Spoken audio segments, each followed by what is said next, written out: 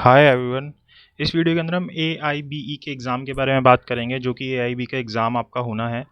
अब ये एग्ज़ाम होना है या नहीं होना है, ये अभी आपका डिसाइड होगा सुप्रीम कोर्ट के थ्रू, क्योंकि एप्लीकेशन जो है सुप्रीम कोर्ट के अंदर, पिटीशन जो है सुप्रीम कोर्ट के अंदर अभी पेंडिंग है। लेकिन एक टेंटेटिव डेट्स आई हैं। टेंटेटिव डेट्स के हिसाब से आपका कब कब क्या एग्ज़ाम हो सकता है, किस तरीके से आपको फॉर्म भरना रहेगा और कहाँ पे आपको ये फॉर्म भरना है, एग्ज़ाम किस तरीके से होगा, उसके बारे में हम देख लेते हैं। बट स्टिल अभी ये पक्का नहीं है कि ये एग्ज़ाम होगा या नहीं होगा क्योंकि एप्लीकेशन जो है वो सुप्रीम कोर्ट के अंदर अभी पेंडिंग है, पिटीशन जो है वो पेंडिंग है। तो अभी कुछ भी श्योर नहीं है। जब सुप्रीम कोर्ट डिसाइड करेगा कि ये जो एग्ज़ाम है ये वैलिड है या नहीं है, उसके बाद हमें पता चलेगा कि ये होगा या नहीं होगा। अगर सुप्रीम कोर्ट बोलता है वैलिड नहीं है, तो जितने अब नए लॉयर्स हैं उनको ये एग्ज़ाम नहीं देना पड़ेगा।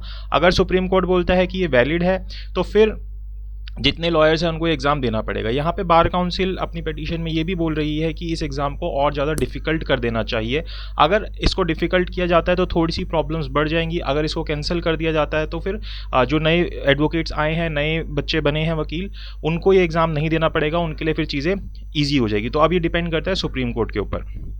अब यहाँ पे हम जो फ़ीस इसके अंदर जाएगी उसके बारे में भी बात करेंगे, क्योंकि फ़ीस बहुत ज़्यादा जाती है इसके अंदर। आपकी एक जो पहले आप एक जिसको हम बोलते हैं प्रोविज़नल मेंबरशिप भी ले लेते हैं, और उसके बाद फिर आपको ये देना पड़ता है। जो प्रोविज़नल मेंबरशिप है वो 2 साल के लिए वैलिड रहती है बिना AIB के, एंड देन इसको भी फिर हमको देना पड़ता है, और फिर आपकी जो वो मेंबरशिप है वो फाइनल होती है जो एट प्रेजेंट सिनेरियो है उसके हिसाब से। तो अगर AIB की बात की जाए, जो अब एट प्रेजेंट आपका 17th AIB होना है, तो इसकी जो ऑनलाइन रजिस्ट्रेशन डेट है वो लास्ट वीक ऑफ दिसंबर 2022 से स्टार्ट होने की टेंटेटिव डेट्स हैं कि हो सकती है। देन और आपकी जो पेमेंट वगैरह है इसके दिसंबर जनवरी तक चलती रहेगी, जनवरी के लास्ट वीक तक या सेकेंड वीक तक आप बोल सकते हो, सेकेंड थर्ड वीक तक। और इसकी रजिस्ट्रेशन फिर जनवरी के अंदर ही क्लोज हो जाएगी 2023 के अंदर। लास्ट डेट जो है वही रहेगी जनवरी 2023 की, जो जनवरी की होगी। एडमिट कार्ड फिर आपके पास फरवरी के अंदर आ जाएंगे अगर एग्ज़ाम कंडक्ट होते हैं तो, और एग्जामिनेशन डेट जो है वो मार्च की रहेगी, और इसके रिजल्ट फिर अप्रैल 23 तक आपके पास आ जाएंगे। अब इसका क्या प्रोसीजर रहेगा, ये आपका ऑनलाइन मोड के अंदर ही भरे जाएंगे, इसके कोई ऑफलाइन नहीं भरे जाएंगे। दिसंबर 2020 तक अगर एग्ज़ाम होते हैं तो आपके पास जो है ये फॉर्म ओपन हो जाएंगे वेबसाइट के ऊपर, जो बार काउंसिल की है, तो उसके ऊपर हमको ये मिल जाएंगे। इसके अंदर हमको अपनी सारी डिटेल्स देनी होंगी। जो भी बच्चे होंगे जो इस एग्ज़ाम को देंगे उनको अपनी जितनी पर्सनल डिटेल्स है, क्वालिफिकेशन, कम्युनिकेशन, सारी चीज़ें इसके अंदर बतानी होंगी। अपनी जो भी जहाँ से भी उन्होंने एग्ज़ाम दिया, जो भी किया, सब कुछ इसके अंदर देना होगा। एंड देन आपकी ऑनलाइन इसके अंदर फ़ीस पे होगी।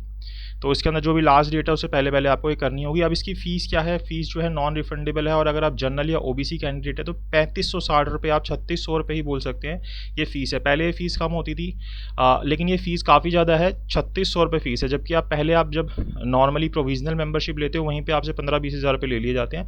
उसके बाद ये एग्ज़ाम देने के भी 3600 रुपये आपको अलग से देने पड़ रहे हैं, और SC/ST कैंडिडेट को भी 2560 रुपये देने पड़ रहे हैं।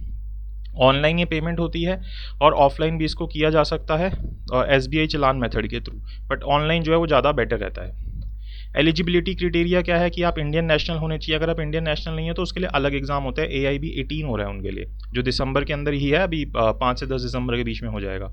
क्वालिफाइंग एग्जाम क्या है कि आपने अपनी 3 ईयर या 5 ईयर की LLB कंप्लीट कर रखी हो किसी भी BCI रिकॉग्नाइज लॉ स्कूल से, और एज लिमिट कुछ भी नहीं है इसके अंदर, क्योंकि लॉ किसी भी उम्र के अंदर की जा सकती है, तो यहाँ पे भी कोई एज लिमिट नहीं रखी गई है। And then enrolment with state bar council, कि आपकी एनरोलमेंट होनी चाहिए स्टेट बार काउंसिल के अंदर, जिसकी आपकी पहले ही फीस जा चुकी होती है 15 से 20 हज़ार पे। तो आपके पास वो वाला एनरोलमेंट कार्ड भी होना चाहिए। जैसे आप जिस भी स्टेट बार काउंसिल की मेंबरशिप लेते हैं, यूपी की, दिल्ली की, बिहार की, जहाँ से भी है वहाँ की आपकी।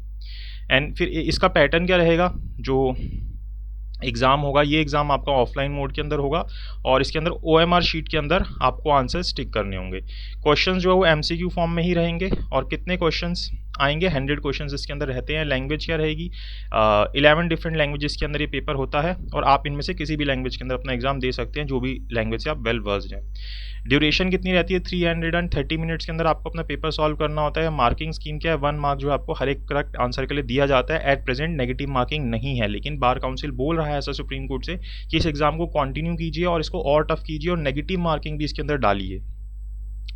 सब्जेक्ट जो है इसके अंदर काफ़ी सारे सब्जेक्ट्स हैं, तो कौन कौन से सब्जेक्ट्स और उनसे कितने क्वेश्चन आएंगे, जैसे IPC है, IPC से 8 क्वेश्चन आएंगे, कॉन्स्टिट्यूशन से 10, CPC से 10, CRPC से 10, ADR से 4, एविडेंस एक्ट से 8, PIL से पब्लिक इंटरेस्ट लिटिगेशन से 4, फैमिली लॉ से 8, प्रोफेशनल एथिक्स से 4 एंड एडमिनिस्ट्रेटिव लॉ से 3 आएंगे, एनवायरमेंटल लॉ से 2 आएंगे और कंपनी लॉ से भी 2 आएंगे।